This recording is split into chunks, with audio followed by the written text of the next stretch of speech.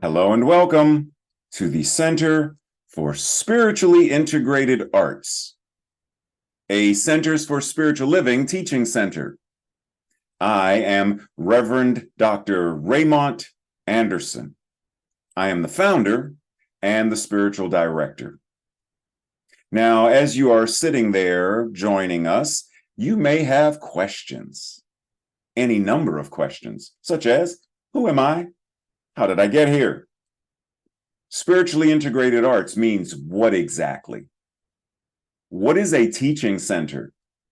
Well, what is Centers for Spiritual Living? What is that? What does that even mean? Or New Thought, or religious science, or science of mind and spirit? You may have any number of questions about this specific community, about the parent organization, CSL, our philosophy, our teaching, our liberation theology. Any number of questions. Feel free to send an email. We look forward to connecting more and building our virtual community, our global community. And if you haven't connected yet on social media, feel free to do so. This is your invitation now.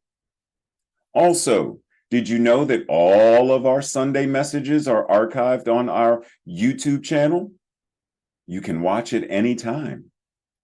Now, questions about anything, such as becoming a member. What does that mean? What does membership entail?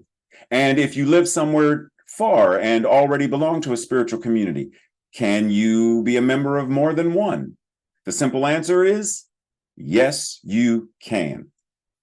Just like you can shop at more than one grocery store, you can attend or be a member of more than one gym.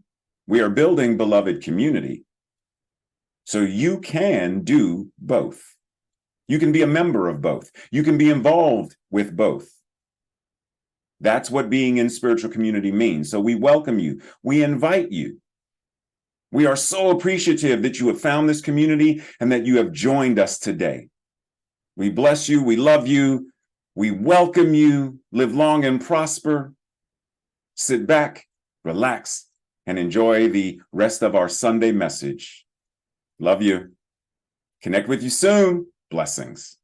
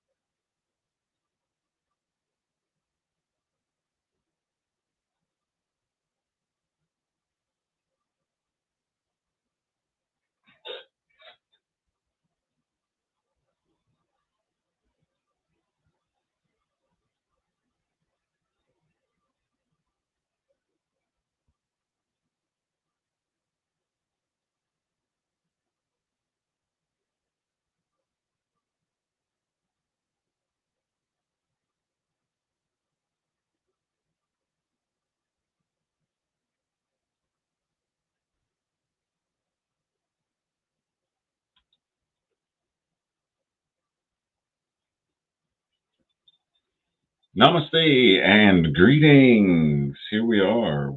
No, it's almost, it's almost, it's almost 2024. Wow, we're getting close. It's beginning to look a lot like, yeah, wow, we're already there. Anyhow, today, our third week of exploring this sticking the landing. Today, we're going to talk about flowing ground. We think of our world as solid, but Dr. Holmes reminds us that we are dealing with a fluent or fluid force. We can learn to flow with liquid law and are not to be stopped by the appearances of solidity. It takes a shift of consciousness and a grounding in truth principles to look solid facts in the eye and say, you are not so real after all. Just as we have come to understand that thoughts are things, we also become aware that the things are thoughts in form. This is why we say, change the thoughts, change the things. We're going to talk a little bit more about that momentarily. Flowing ground, fluent or fluid law. What does it mean to you to be in the flow? What does it mean to flow at all? To be in the divine flow of spirit. What does it mean? What does that look like? Because as we talked about last week or the week before, it's easy to be in our heads and think. How do we bring that down into our heart and feel? So, what does it mean to feel the flow and then to enact it in our lives? Dr. Holmes says, in dealing with this subtle power of mind and spirit, we are dealing with a fluent force. It is forever taking form and forever deserting the form which it has taken. One form yields to the new form, yields to the new form, yields to the new. One breath is left, is deserted in order for another breath to take its place. One word, as I say the word, it goes into the silence. It is deserted so that another word can take its place. So that another word can take its place. And in that, a sentence is now formed, and that sentence is deserted for another sentence to be formed, for a paragraph to be formed, only to be deserted for yet another to be formed. Fluent, fluid, the flow. Speaking of the flow, good old Shifu Bruce Lee said, you must be shapeless, formless, like water.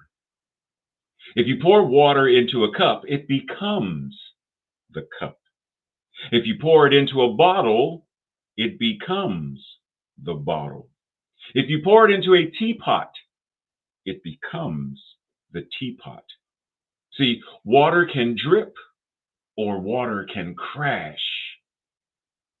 Be water, my friend.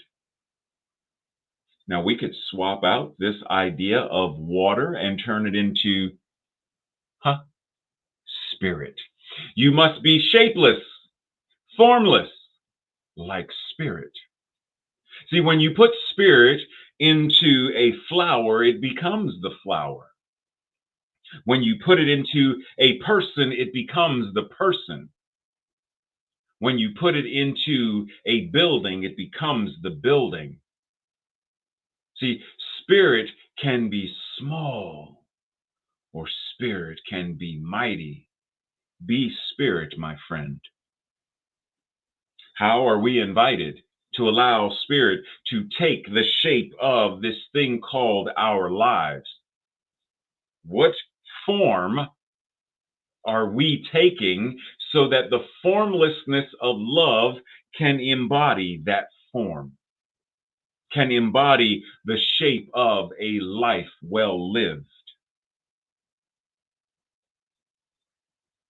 Dr. Holmes goes on to say, a practitioner of this science should not be confused over any given form, but should know that any form which is not of the original harmony is subject to change.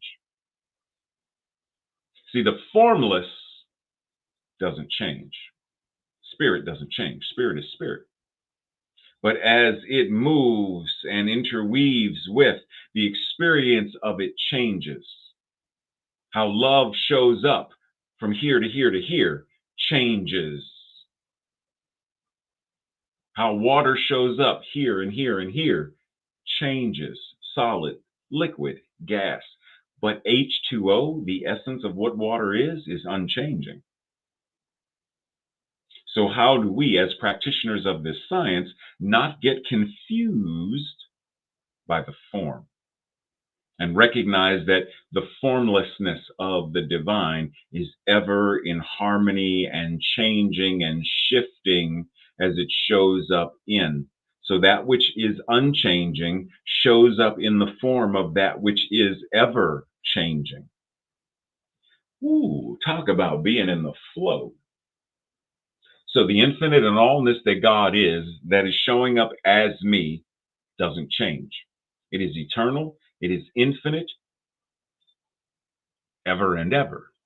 And yet, in this form, this finite form does change. I didn't pop out of my mother's womb like this. I was about yay big when I popped out, roughly.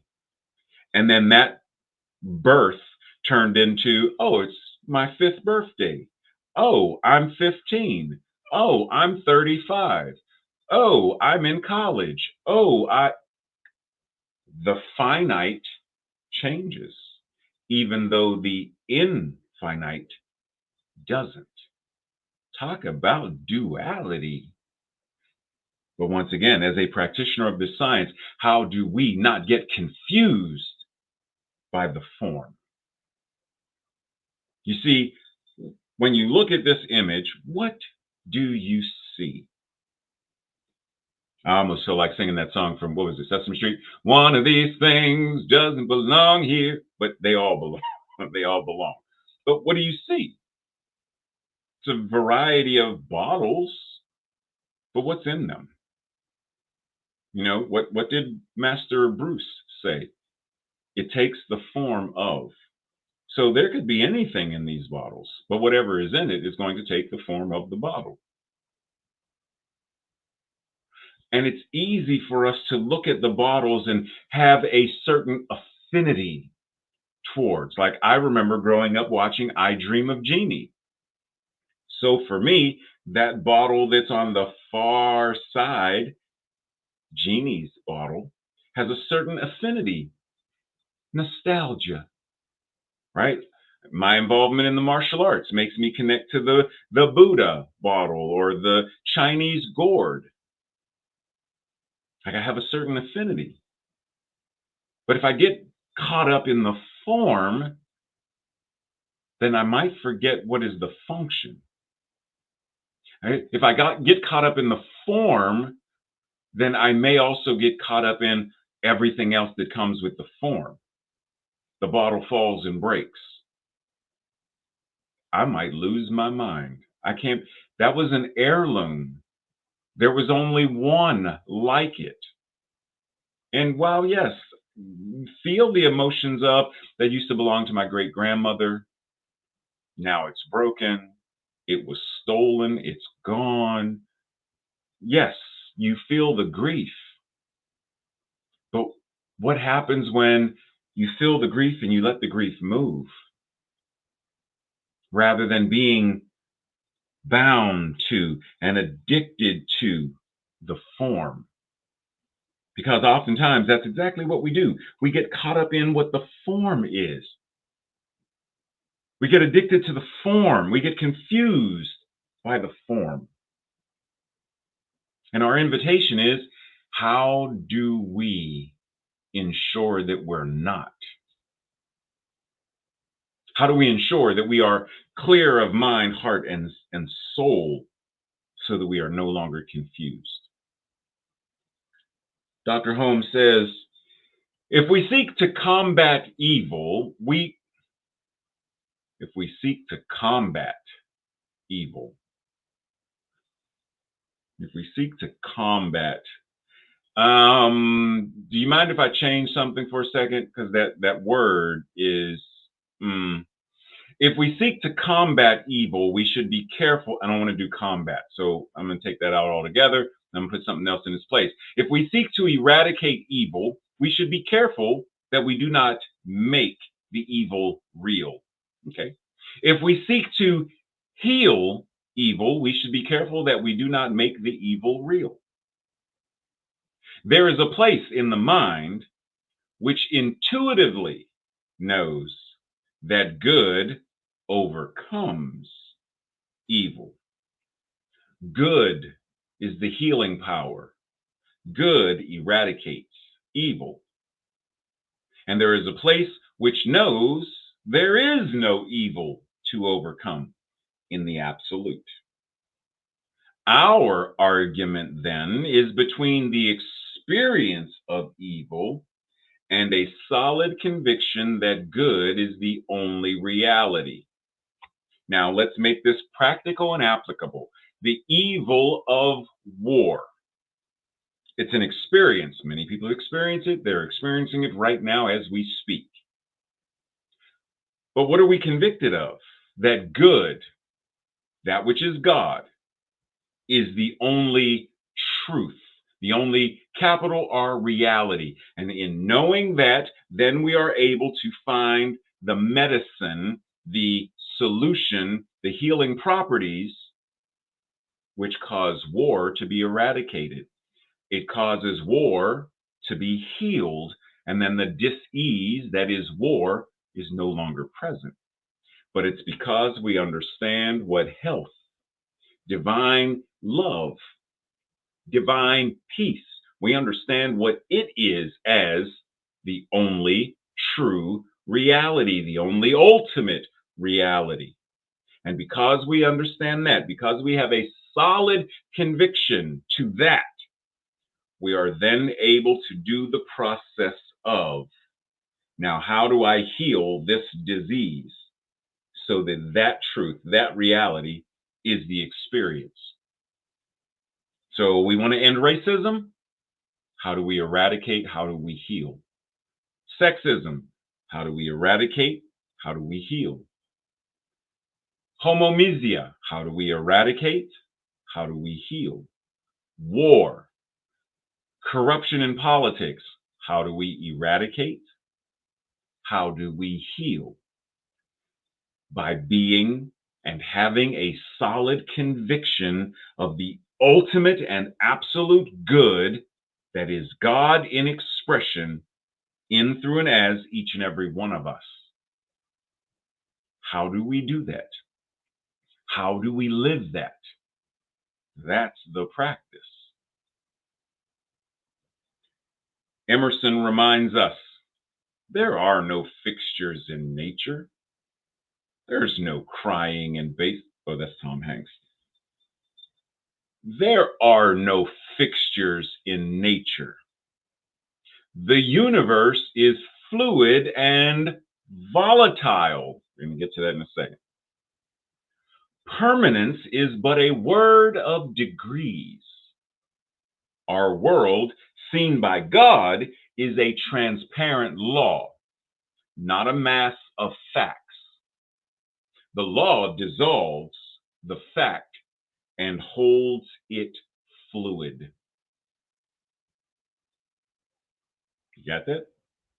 Now, normally when we see that word volatile, because the way we typically use it in our culture today, it means explosive and unsafe and, whatever that is. But in Emerson's era, that word carries a very different meaning, which he sort of alludes to here. Transparent law, dissolves, it is fluid.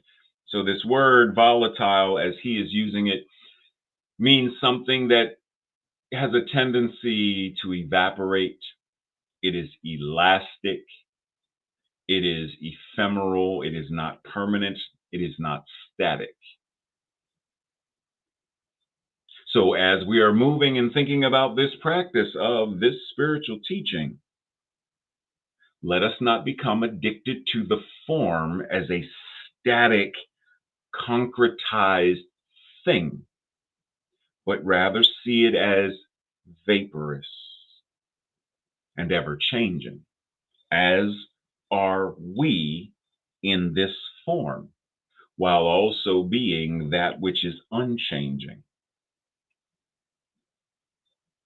When you see this, what I'm going to ask you, give me one word for what you see. Okay. Anybody else? Okay. So I'm hearing everybody saying that what you see is a caterpillar.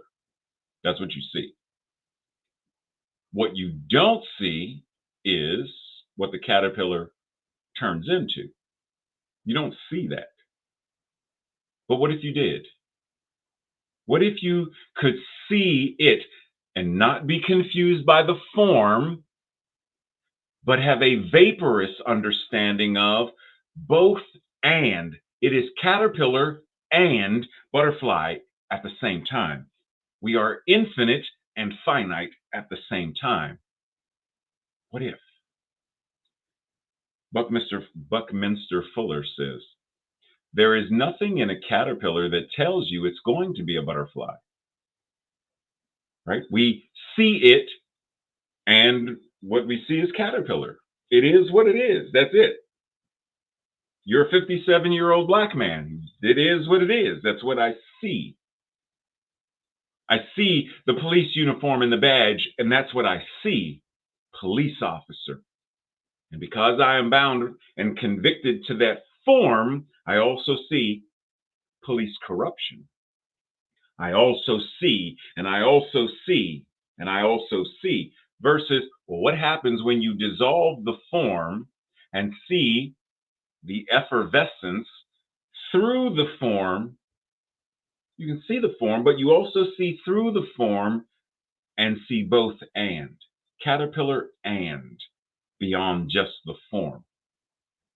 So I'm able to see the uniform, but I'm also able to see human wearing uniform. And I'm also able to see God individualizing itself as human wearing uniform, which is made of God, but wearing uniform. Now, do I relate more to the uniform, the form, uniform, because I'm confused by the uniform?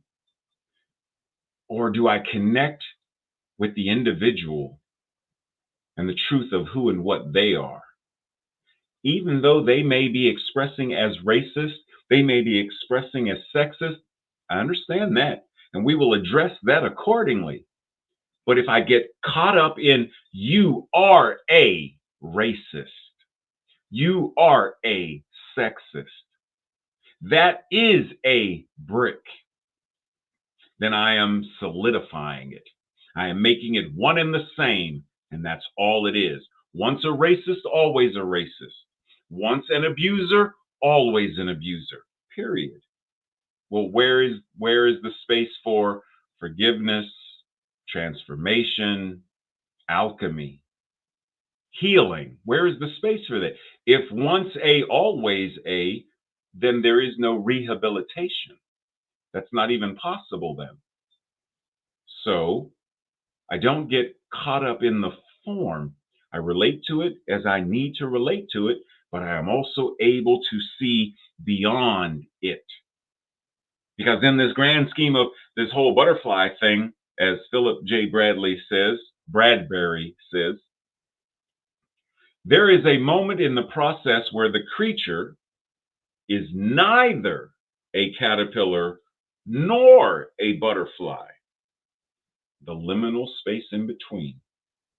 The transforming creature can feel in that moment that all is lost.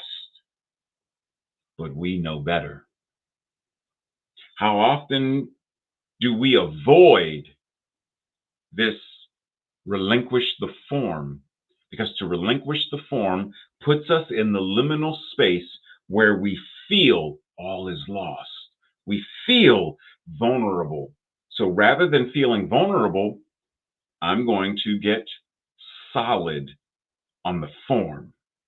I am not going to relinquish my baggage as it relates to the form. I am addicted to the form, and I do not seek to not be addicted. Because the moment I surrender the addiction, there's, well, then who am I without my addiction? What do I do without my addiction? Where do I go without my addiction? The liminal space, the in between. We don't like that space. We don't like feeling lost. We don't like not knowing. So it's easier to obsess and become addicted to the form of whatever it is, but to the form.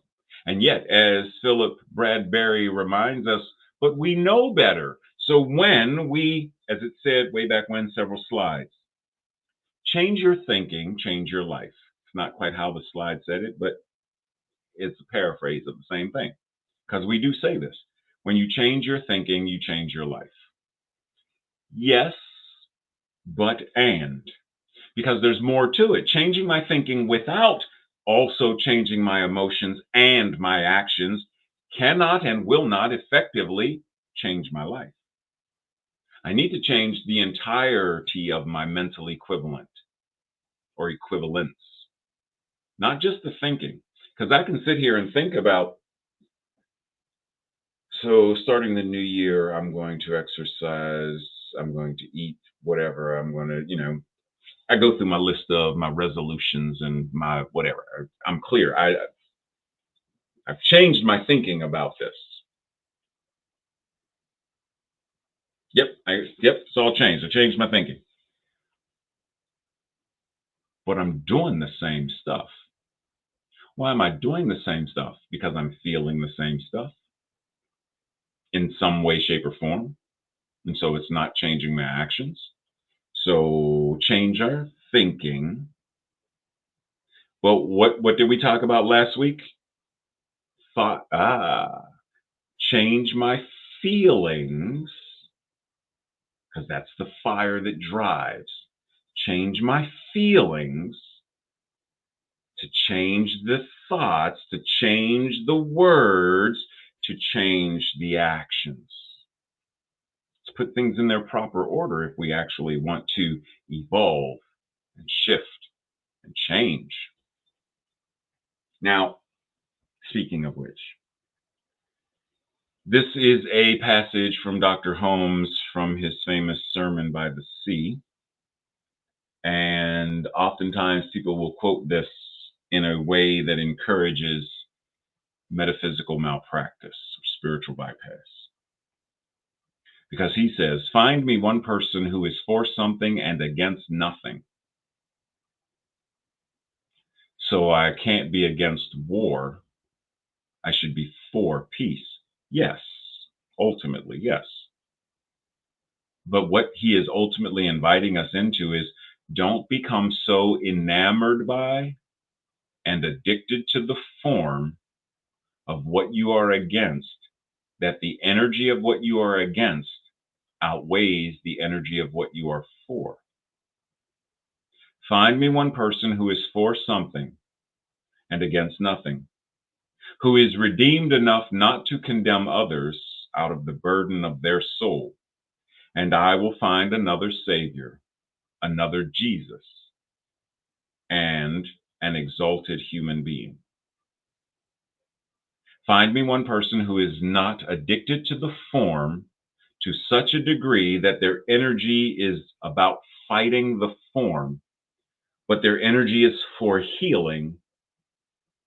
Their energy is for love and evolution, that is truly what they are convicted of and by. That though they may speak of this, their energy and their conviction is that. So, for example, the war on drugs, which then became the war against the drug addict, which then became legislation, et cetera, that criminalized those who are addicted to drugs rather than addressing the problem itself. So find me one person who is for healing people of their addictions, who is for the divine right action of people living their highest and best, rather than someone who is so focused on fighting drug addiction and fighting drugs that they are now in a war on drugs, a war on poverty. That is where their energy is going. That is where the attention is. Find me someone who has shifted that consciousness to health, wholeness, and well-being. They address the drug addict. They address the addiction. They address the mental distress. They address all of that for the purposes of helping the individual move from addiction to liberation, from dis-ease to health and well-being, to freedom. Find me that person, and what we will find is someone else who has now elevated their lives to the degree and the healing stature that Jesus held, because that person will have become an exalted human being, because they are now walking the walk and talking the talk of liberating the world. Find me that person. Well, that person is you. That person is me. That person is we when we choose to live in alignment with that, in harmony with that, in the flow of that. Is that easy? Doesn't matter if it is or isn't. Ultimately, is it what you want? Because if it's what you want, then whether it's easy or not, becoming a master of martial arts isn't easy. But if it's what you want, you are willing to go through 100 push-ups if that's what it takes. So it's not about if it's easy or if it's hard or if it's challenging. It's about, do you desire? Remember, magic is desire made real. Do you desire it enough to make it real? Margaret Mead says, never doubt that a small group of thoughtful, committed individuals can change the world. In fact, that's the only thing that ever truly has. Are we a group of thoughtful, committed, determined, convicted individuals who know that the world can be changed, manifesting a world that works for all? Do we know this? Is that a description of us? If not, why not? And if so, how so? What is the evidence? Breathe. When we think of flow, there are all kinds of ways that we can see it and spot it. Whether it's in martial arts, whether it's in dance, surfing, doesn't matter where it is. All of this is a demonstration of flow. And when each of these individuals stops doing what they're doing, the young woman stops stirring and cooking and she's done. Does she not flow from one process? Cooking and preparing food flows into serving food or eating food. Her body is still in flow as the food flows, moves from her mouth to her stomach through the process of digestion and then elimination. Is all of this not a demonstration of flow, even when we're not doing this particular thing that makes us think of flow more readily? Because once again, we get caught up by the form. See, it's easy to look here and see, oh, this is flow. Bob Ross painting, he's in flow, he's in the zone. But what about when Bob is not painting? Can he still be in the flow? What about when Jaden, or I forget his character's name in the movie, Chowdre, when he's not doing kung fu, is that not the point of the Karate Kid, both versions? That karate Kung Fu is life. It's not just the blocks and kicks that you do, it's how you put on a jacket or take the jacket off, how you pick the jacket up. Kung Fu is everything. Spirit is everything. How we do one thing can become how we do everything. Waiting for the train, standing in line, drinking coffee, doesn't matter what we are doing. We are the infinite doing it. Can we still be in the flow, even simply while sitting? See, it's easy to see the flow when we're caught up in form and, oh, Tai Chi, that's the form. They're in flow, but now they're simply sitting. Are they not still potentially in a flow state? How can we begin to dissolve the idea that one thing is flow and this other thing isn't? Going to the bathroom, that's not flow. No, yes, it is. Because ideally, you want the waste to flow through you and be eliminated as effortlessly as possible. So your body is still demonstrating flow. So why not allow your emotions and your mind to also see that as spiritual practice and flow with it? Just saying.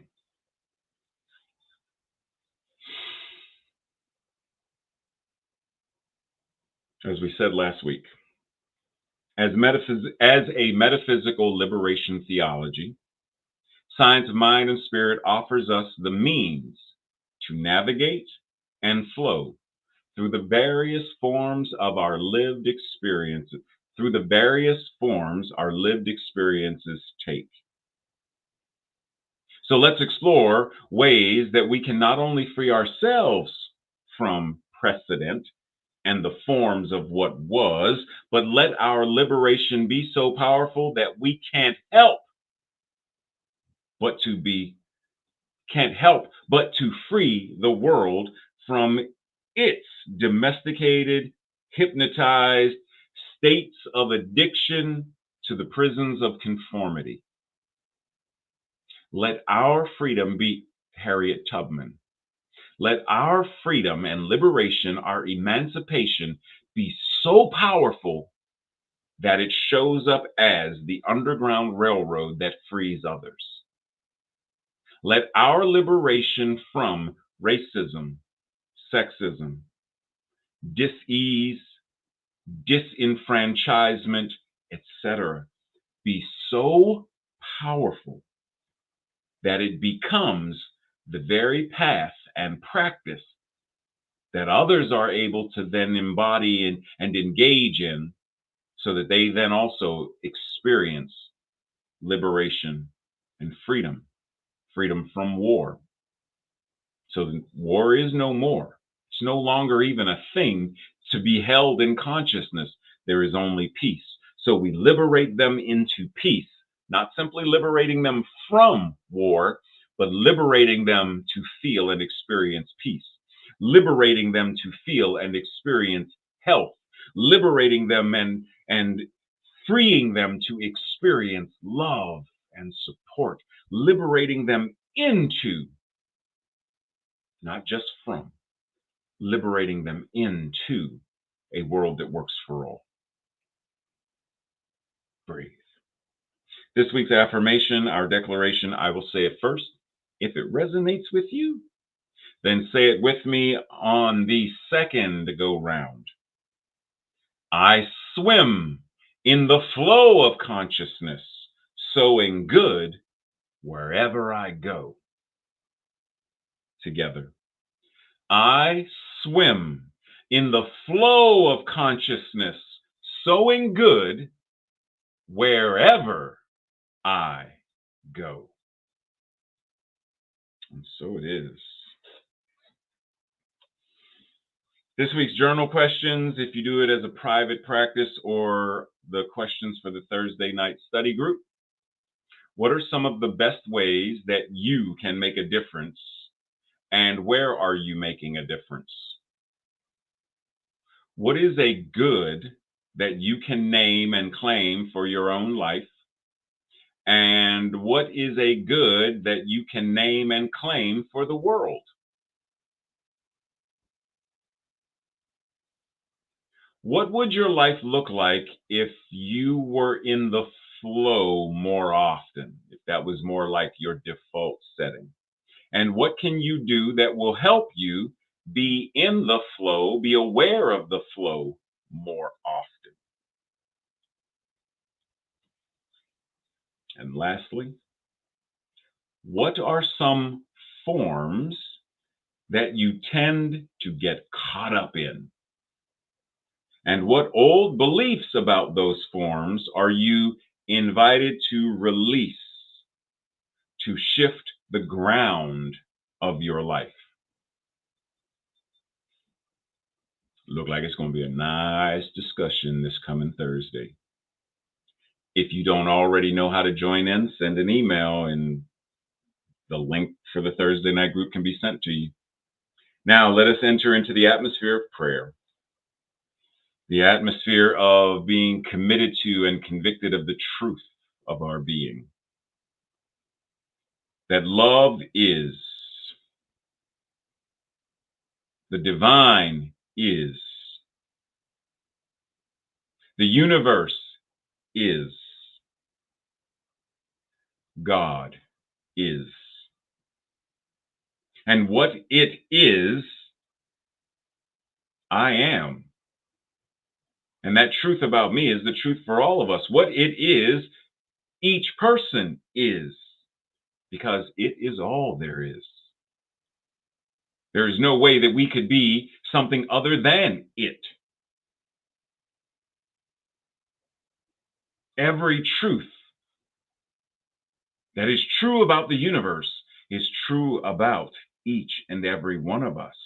The infinite wisdom of the universe is our wisdom. The infinite power and presence of the universe is our power and presence. The infinite intelligence and creativity of the universe itself must also be ours. There is only what it is, because what we are is it individualizing. Not a part of us, not a piece of us, but all of what we are is it expressing. So the groundedness of our being, the solid ground upon which we stand, is the groundedness of knowing who and what we are and living from that space, springing forth from that space, being open at the top and the bottom from that space, that grounded awareness, the truth of our being. Being willing to be vulnerable, to know the truth, to set ourselves free, and to allow that freedom to liberate others. So we move into that space of creating a world that truly works for all. And we do so by flowing and freeing and feeling God right where we are. Flowing as God, feeling as God, being free as God. And the experience changes. The law says yes. And knowing that that divine yes means it's already done, we together collectively, individually, we simply say with conviction, I know it is so, and so it is. Namaste, blessings, much love and appreciation. And today is our last day for the month of December to meet over in Zoom, so feel free to join us.